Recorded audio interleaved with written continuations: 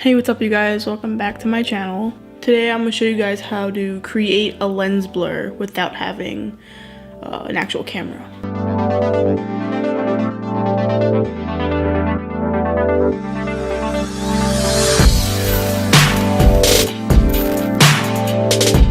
So lately I've been on Instagram and seeing this new trend that people are doing. People typically want their photos to look high quality. By doing that, most people think it's to blur out the background and have the subject the main focus. And with iPhones, you can go on portrait mode and do that effect, and that's why a lot of people are like, wow, that is high quality, I like that. And they just think it's a good photo. So it's a good thing to kind of have in photography. Typically with an actual camera, the way to get the background to be blurry is to make your f-stop a lower number. But it's not just your f-stop, it's your lenses as well.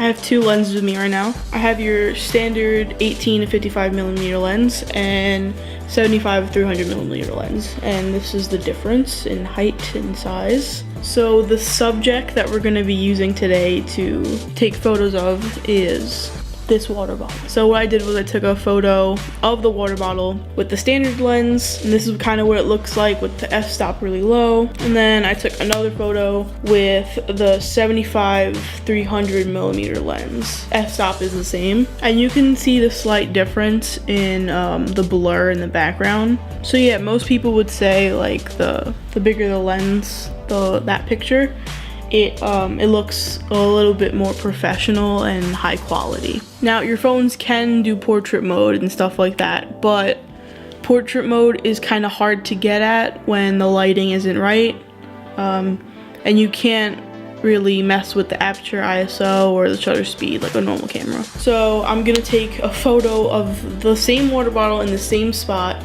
just with my phone, and that's what we're gonna be working with today. So what you're gonna wanna do is open up Photoshop. So whatever photo you wanna use, just open it up on Photoshop. You're just gonna wanna select it and open it like I said. Okay, cool. So once you have your photo up, this is the one from the iPhone that I took. So yeah, select your pen tool once you get onto Photoshop and you see your photo here. And basically whatever you want as the main subject, the main focus of the photo, you're gonna outline the whole entire thing, point by point. So I'm gonna do that right now.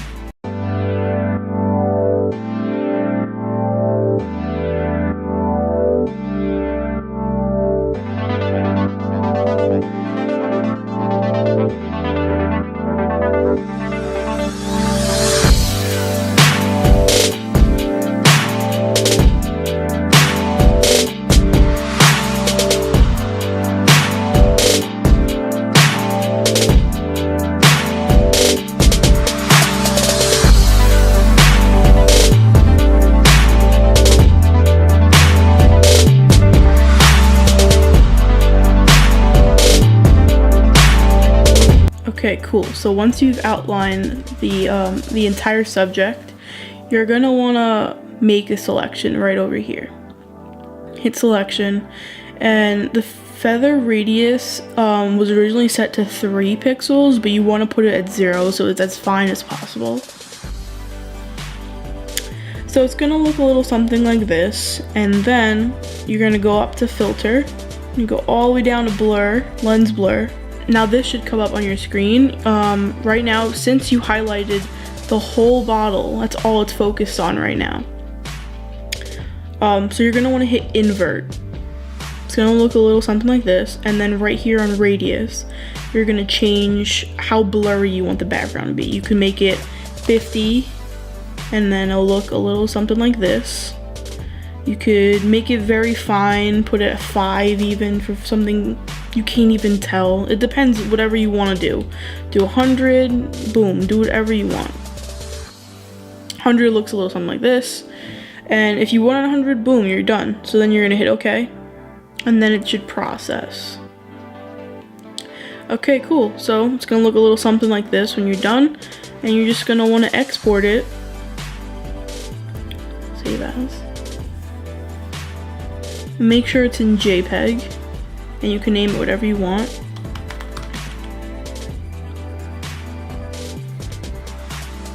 And you're done. And that's how you get the blur This way I think is really convenient. A lot of people use apps that are already on their phone, and they use their finger to blur out the background, and it looks really bad. You can see all the missing corners that weren't blurred, and it ruins the whole photo. For someone like myself, I'm very observant and I look at every detail in a photo. So when I see like between someone's arm and it's not blurred the way that the background is, it's so frustrating. So this to me is the best way to get it if you do not have access to an actual camera with different lenses. I do highly recommend to actually get a camera, but that's not a reality for some people, and everyone has a phone nowadays. So if you do have a phone and you do have Photoshop, this is the best way to get that high quality lens blur that everyone loves. So really quick, this is a before and after of the picture I took off my phone with the lens blur Photoshop added onto it.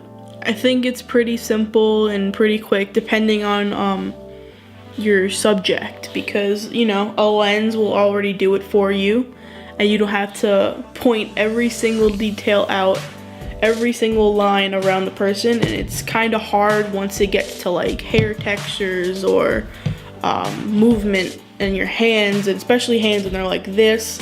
You have to get in between every single crack and everything. It gets harder when you're like I said, when your subject is more of a difficult thing. So I do recommend getting a lens, but like I said, not everyone can have access to that. Please, people, do not do I don't even know what it's called. Don't do the Facetune blur. That's the worst. I'll show you what the Facetune blur looks like compared to the Photoshop blur. Now, I wasn't purposely doing it bad. I was doing it as best as I could, and that's what I got.